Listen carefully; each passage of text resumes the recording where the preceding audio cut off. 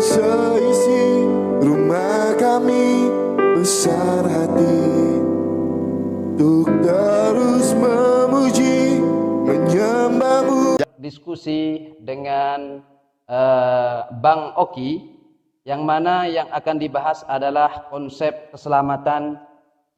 Di dalam agama Islam kita tahu bersama, kalau kita ingin selamat di akhirat akan dimasukkan ke dalam surga, tidak cukup dengan hanya iman saja, melainkan yaitu harus dengan wa'amilus shalihat sanudkhiluhum jannatin tajri min tahtiyal anharu khalidina fiha abada. Kalau kita hanya beriman kepada Allah, akan tetapi kita tidak mau melakukan amal soleh, itu ibaratkan orang menginginkan mendapatkan ijazah tapi dia tidak mau sekolah. Bagaimana caranya? Kalau kita ingin masuk ke dalam surganya Allah, iman kepada Allah, iman kepada Rasulullah sebagai utusannya, dan juga beramal soleh. Karena Rasulullah mengatakan, kullu ummati yadkhulunal jannah. Semua umatku akan masuk ke dalam surga. Kecuali orang illa man abah, kecuali orang yang tidak mau. Maka sahabat bertanya kepada Rasulullah, siapa itu ya Rasulullah? Siapa itu orang yang tidak mau? Yaitu orang yang tidak taat kepada Rasulullah. Orang yang tidak mau mengikuti apa yang diajarkan oleh Rasulullah. Rasulullah membawa wahyu melalui malaikat Jibril, yang disampaikan oleh malaikat Jibril dari Allah Subhanahu wa taala disampaikan kepada Nabi Muhammad. Kita disuruh salat, kita disuruh puasa, aqimis shalah wa itaiz zakah, dan juga di surah lain Allah mengatakan, ya ayyuhalladzina amanu kutiba alaikumusiyam kama kutiba alal ladzina min qablikum la'allakum tattaqun. Kita harus melakukan ibadah puasa.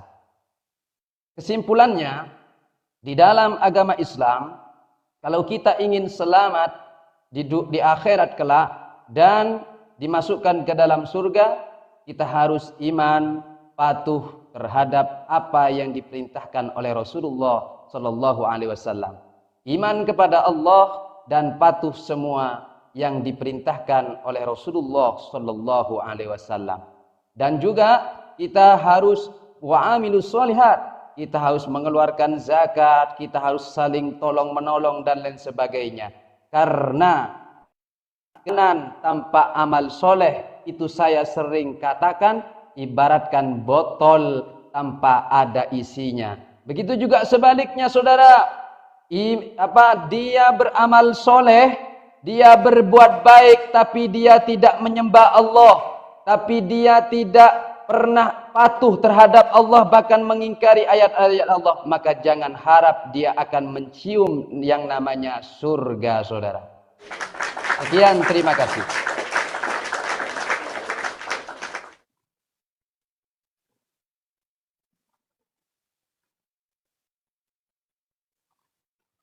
Oke, teman-teman semua, selamat malam. Tuhan Yesus memberkati kita semua. Selamat hari Minggu ya buat teman-teman Kristen, buat teman-teman Muslim. Selamat malam, selamat kembali lagi.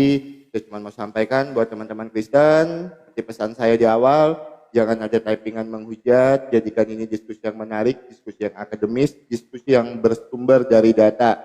Dan semoga karena diskusi ini tidak terjadi hal-hal geruduk menggeruduk. Ya teman-teman ya, karena di sini kita berdiskusi, saya dan Bang Adam Jen sama-sama warga Indonesia, dan seharusnya kita sama-sama punya kapasitas yang sama. Ketika Bang Adam Jen bertanya tentang iman kekristenan tanpa mempelintir atau menafsirkan, dan saya juga akan seperti itu. Saya akan bertanya tentang iman Bang Adam Jen tanpa mempelintir dan menafsirkan ayat dan hadis Bang Adam Jen. Oke teman-teman, kita akan lanjut ya. Untuk tema sebenarnya kenapa saya dan Bang Adam Jen memilih tema ini, karena memang tema ini belum ada poinnya dan belum ada kesimpulan dari perdiskusian ini. Makanya kita lanjutkan lagi 1 jam untuk menyelesaikan tema konsep dari keselamatan di dalam iman Kristen maupun di dalam iman Islam. Oke teman-teman, saya mau sampaikan dulu ya. Jaminan keselamatan di dalam iman kekristenan, kepastian keselamatan. Ketika kita mau selamat, maka kita harus percaya kalau Tuhan Yesus adalah Tuhan dan Juru Selamat. Yang menyelamatkan itu bukan agama. Kristen itu tidak menyelamatkan. Karena Kristen itu artinya adalah pengikut Kristus. Yang menyelamatkan itu Roma 10 ayat yang ke-9. Jika dengan mulutmu kamu mengaku bahwa Yesus adalah Tuhan dan Allah telah membangkitkan dia dari antara orang mati, maka kamu akan diselamatkan. Tapi tidak berhenti di situ. Karena di dalam Yakobus 4 ayat yang ke-12 jelas sekali dikatakan iman tanpa perbuatan hakikatnya mati. Nah, yang terpenting ketika kita mau tidak mati di dalam kebinasaan, maka kita harus percaya kalau Tuhan Yesus itu adalah Tuhan dan Juru Selamat. Yang kedua, teman-teman, keselamatan itu kalau kita sebagai manusia, kita mencapai keselamatan kita sendiri, kita mencari keselamatan kita sendiri, maka kita tidak akan pernah selamat. Keselamatan itu adalah anugerah dan kasih kebaikan Tuhan terhadap kita, di mana ayatnya Yohanes 3 ayat yang ke-16, karena begitu besar kasih Allah akan dunia ini sehingga ia mengaruniakan anaknya yang tunggal supaya setiap orang yang percaya itu tidak binasa melainkan beroleh hidup yang kekal. Nah, jadi keselamatan itu semata-mata karena kasih Tuhan terhadap kita. Saya tegaskan, kenapa Tuhan Yesus itu harus menjadi manusia? Kenapa Sang Firman itu mengambil rupa manusia? Di dalam Yohanes 1 ayat yang ke-14, firman itu telah menjadi manusia dan diam di antara kita. Dan di dalam 1 Korintus 6 ayat yang ke-20, Tuhan Yesus itu menebus kita dengan darahnya yang mahal. Kenapa? Karena yang diselamatkan itu, di dalam Kejadian 3, manusia itu jatuh ke dalam dosa. Nah, yang diselamatkan itu manusia yang diciptakan menurut gambar dan rupa Allah. Bahkan hampir sama dengan Allah. Saya dan teman-teman Kristen yang di bawah itu diciptakan menurut gambar dan rupa Allah. Bahkan hampir sama dengan Allah.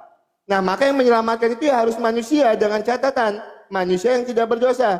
Tuhan Yesuslah satu-satunya manusia yang tidak berdosa. Maka dari itu Sang Firman itu mengambil rupa manusia untuk menyelamatkan kita sebagai orang berdosa, untuk menghapus kutuk dosa supaya mendamaikan hubungan kita dengan Allah. Karena apa? Upah dosa ialah maut. Nah, supaya kita tidak mati di dalam kebinasaan melainkan beroleh hidup yang kekal. Maka dari itu Tuhan Yesus itu mati di kayu salib.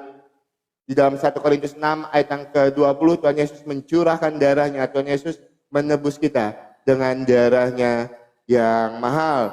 Buat teman-teman Kristen, saya rasa cukup untuk opening statement saya tentang konsep dari keselamatan. Poinnya, keselamatan itu melalui Tuhan Yesus Kristus.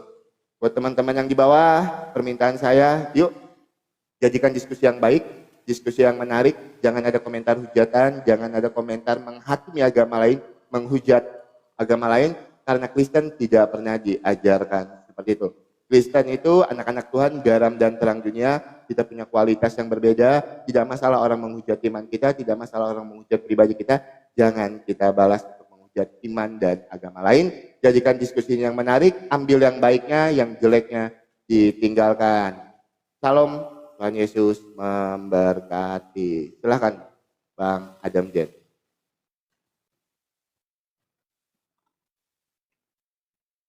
Sebentar ya, kita mulai dulu. Silakan diterima. Baik, terima kasih. Saya menemukan 3 poin terkait masalah di dalam konsep yang dipaparkan oleh Bang Oki, yang mana Yesus Tuhan Anda turun ke bumi untuk menebus dosa manusia. Lalu pertanyaan saya, kenapa Yesus itu tidak menjadi iblis saja? Toh pada intinya, toh sama-sama iblis juga ciptaan Allah. Kenapa tidak menjadi iblis ketika dia mau menebus dosa iblis? Kok hanya manusia saja yang ditebus dosanya? Padahal iblis juga sama-sama banyak dosa. Yang kedua, tadi Anda menggunakan Yohanes bahwa Tuhan itu adalah diibaratkan di dalam Yohanes 1 kalau tidak salah ya, Yohanes 1:29. Di sana mengatakan Yesus datang ke dunia untuk menebus dosa. Ingat ya, menebus dosa dunia. Sebagai anak domba Allah. Ingat, sebagai anak domba Allah. Kejanggalan saya, adakah istilah anak domba Allah di dalam perjanjian lama? Poinnya satu, adakah di perjanjian lama Yesus itu dianggap sebagai anak domba Allah? Ingat, anak domba Allah. Itu poin yang pertama. Karena di Imamat 4:32, kalau dikaitkan Yesus ini dengan anak domba Allah, dikaitkan dengan Imamat 4:32, sangat tidak sinkron sama sekali. Kenapa demikian? Karena di sana itu dombanya di dalam Imamat 4:32 yang dijadikan persembahan kepada Allah itu bukan bukan domba betina, melainkan bukan domba jantan, melainkan domba betina, saudara. Domba betina. Ini kan tidak sinkron sekali. Oh, kalau seandainya dikaitkan dengan peristiwa Abraham ketika menyembelih domba, itu bukan tujuannya menebus dosa, melainkan untuk rasa ketakdiman, rasa cintanya kepada Allah Subhanahu wa taala, dan tujuannya di Abraham ya Allah, menyembelih kambing, yang mana Ishak itu disuruh sembelih, digantikan kambing, domba, untuk mendekatkan diri kepada Sang Pencipta, yaitu Allah sendiri. Saya minta kepada Pak Oki, kepada Bang Oki, tunjukkan datanya bahwa Yesus itu anak domba Allah di perjanjian lama. Harus mampu menunjukkan itu, ya. Harus pakai data. Ingat, harus pakai data. Tidak boleh hanya asumsi, harus pakai data. Kemudian jenengan tadi mengatakan Roma 10 bahwasanya ketika percaya dengan Yesus tidak perlu kita melakukan amal dan sebagainya karena dosa kita sudah ditanggung Yesus, dibayar dengan darahnya yang suci. Itu bukan perkataan Yesus, melainkan perkataan Paulus. Kenapa demikian? Karena di dalam Matius pasal ke-7 21 sampai ayat ke-23, di sana Yesus mengatakan ketika ada seorang yang mau menyembah kepada dia dan berseru kepada dia, "Wahai Allah, wahai Tuhanku, wahai Tuhanku." Ketika orang berseru kepada dia, apa kata Yesus? "Enyahlah daripada kamu, karena kamu adalah orang yang melakukan kejahatan." Di dalam mana? Matius 7 ayat 21 sampai ayat 23. Ketika Anda mengatakan di dalam Roma hanya mempercayai Yesus tanpa melakukan kebaikan, itu bukan perkataan Yesus, melainkan perkataan Paulus.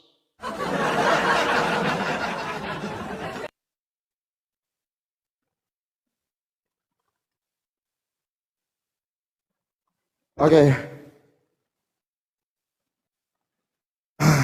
Ya, teman-teman, kita tanggapi dulu ya.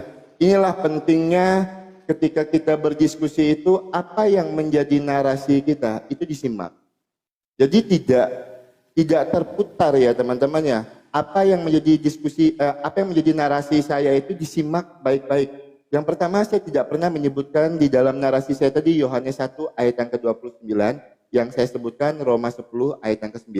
Saya tidak pernah menyebutkan Yohanes 1 ayat yang ke-29. Itu yang pertama. Dan yang kedua, saya tidak pernah bilang kalau keselamatan itu cuma dengan percaya kepada Tuhan Yesus. Betul, saya sampaikan itu. Kalau kita mau selamat, kita harus percaya kepada Tuhan Yesus di dalam Roma 10 ayat yang ke-9. Jika dengan mulutmu kamu mengaku bahwa Yesus adalah Tuhan dan Allah telah membangkitkan dia dari antara orang mati, maka kamu akan diselamatkan. Tapi tidak berhenti di situ. Makanya saya sampaikan, tapi tidak berhenti di situ. Karena apa? Di dalam Yakobus 4 ayat yang ke-12, iman tanpa perbuatan hakikatnya mati.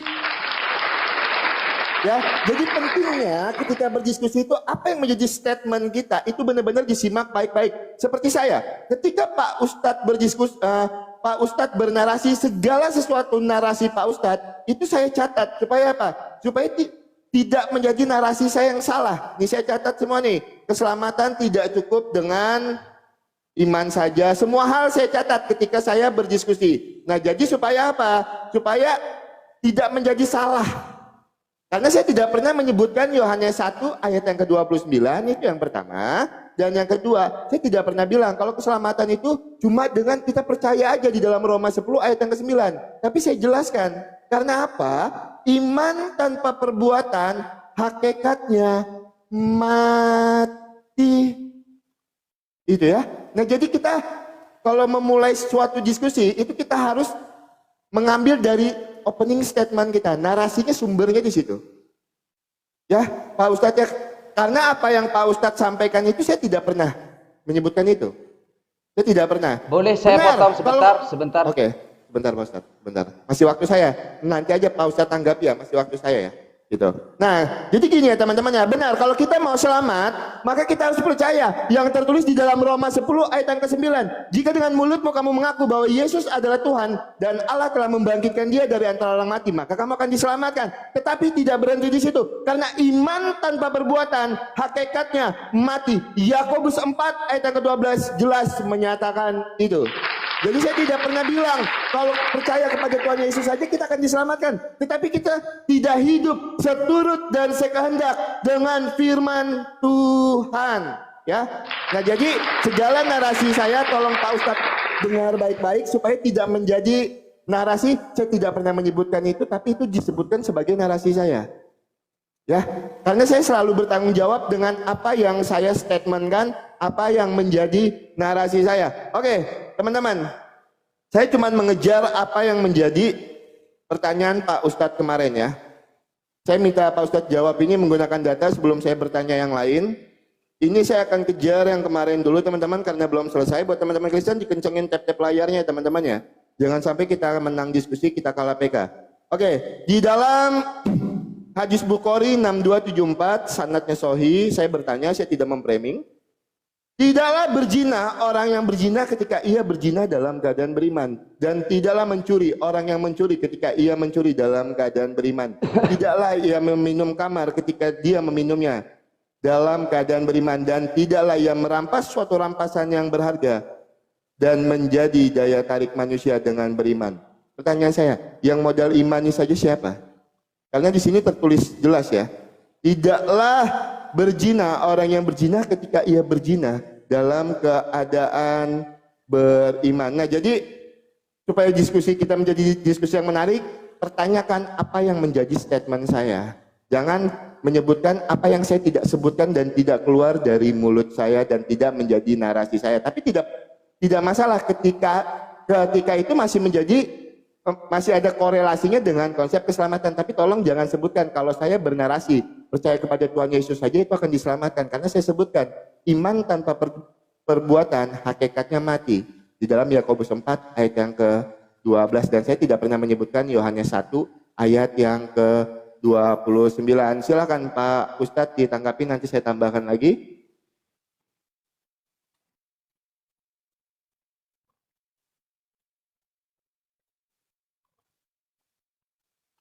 Sebentar, oke.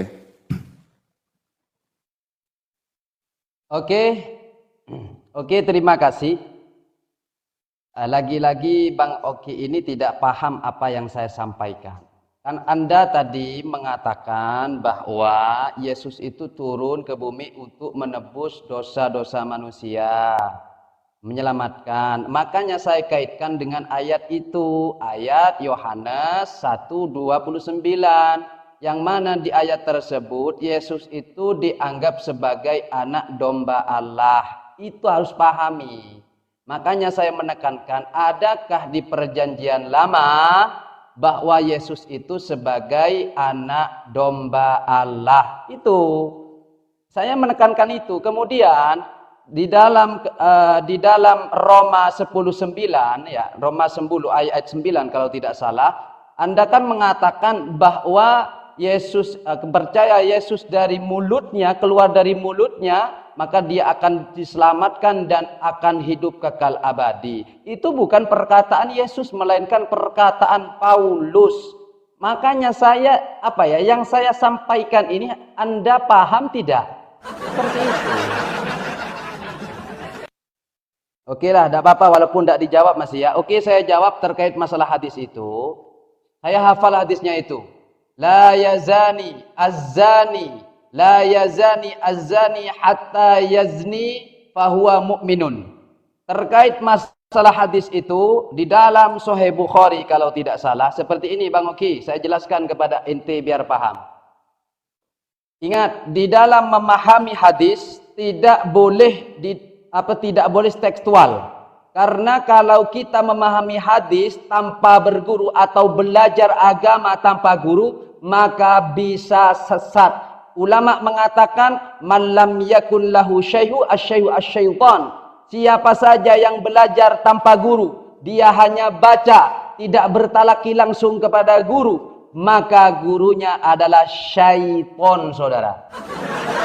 Jadi orang yang membaca Al-Quran hanya terjemahan, membaca hadis hanya terjemahan, maka saya pastikan orang itu bisa sesat, saudara.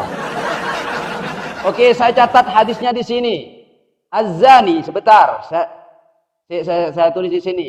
La yazni, saya hafal hadisnya itu. La yazni, az-zani,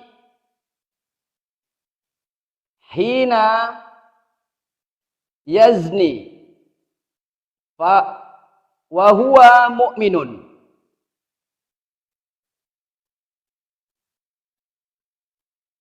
Perhatikan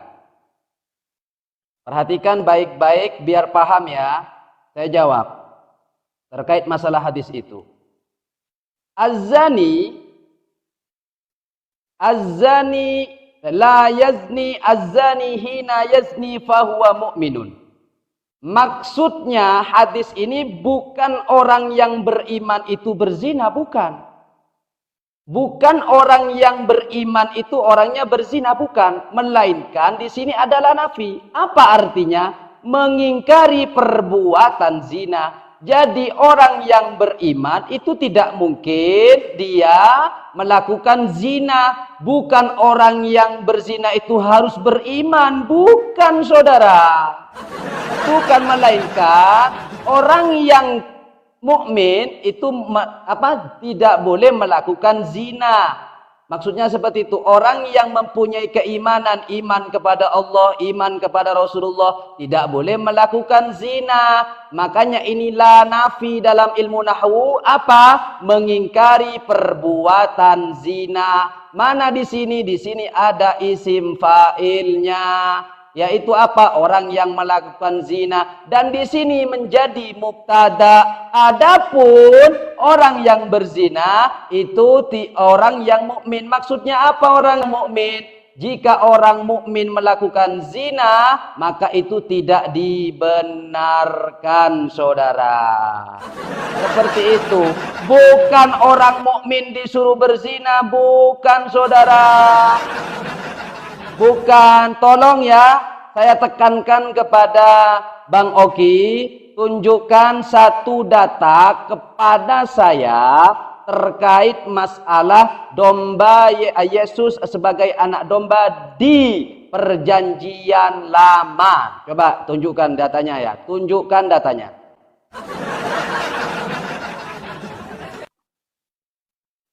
Harus 2 poin itu, harus dijawab itu, 2 itu ya.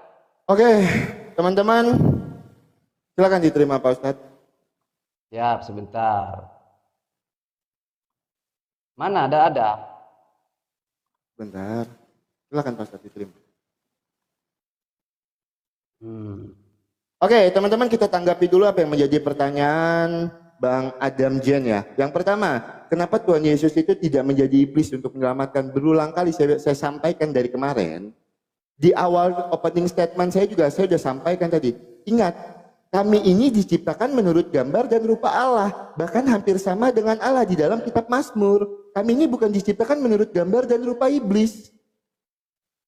Nah, karena yang diselamatkan ini adalah manusia yang diciptakan menurut gambar dan rupa Allah di dalam kitab Mazmur, maka sang firman itu mengambil rupa manusia. Saya sudah jelaskan itu dari kemarin. Itu masih ditanya lagi. Itu yang pertama. Dan yang kedua, di mana di dalam perjanjian lama nubuatan tentang anak domba? Loh, itu gampang sekali di dalam Yesaya 53 ayat yang ke-7. Yesaya 53, sebentar saya bukakan datanya. Yesaya 53 ayat yang ke-7. Bentar ya teman-teman ya. Bentar. Yesaya 53 ayat yang ke-7. Oke, kita tunjukkan datanya teman-teman. Ya, buat teman-teman Kristen dikencengin ya tap-tap layarnya teman-teman ya, mohon dibantu. Dia dianiaya tetapi dia membiarkan diri ditindas dan tidak membuka mulutnya seperti anak domba yang dibawa ke pembantaian, seperti induk domba yang dikeluk-kelukan di depan orang yang menggunting bulunya.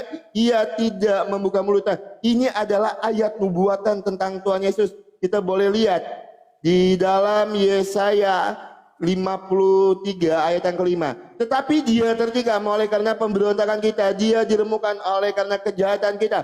Ganjaran yang mendatangkan keselamatan bagi kita ditimpakan kepadanya, dan bilur-bilurnya kita menjadi sembuh. Pertanyaan saya, Tuhan Yesus harus mati di kayu salib karena kesalahan siapa? Karena kesalahan kita sebagai orang berdosa. Tertulis, tetapi dia tertikam oleh pemberontakan kita, dia diremukkan oleh karena kejahatan kita. Selamat datang di kebenaran iman Kristen. Ya teman-teman ya, saya sudah jawab 2 pertanyaan dari Bang Adam Jen. Bang Adam Jen tadi menjelaskan pertanyaan saya tentang hadis Bukhari 6274 dengan narasi seperti ini ya. Bukan yang beriman itu yang berzina, itu yang pertama. Dan yang kedua, tidak boleh melakukan zina. Pak Ustadz tidak melihat konteks dari hadis ini Pak Ustadz. Pak Ustadz menafsirkan tanpa melihat konteks yang sudah ditulis di dalam iman Pak Ustadz sendiri. Hukum hudud pidana dan peringatan akan tindak pidana ini Pak Ustadz. Ini loh, tertulis loh. Kitab hukum hudud dalam kurung pidana dan peringatan akan tindak pidana. Pak Ustadz menafsir tanpa melihat apa judulnya Pak Ustadz di dalam hadis Bukhari 6274 itu. Di sini tertulis letter lex Pak Ustadz.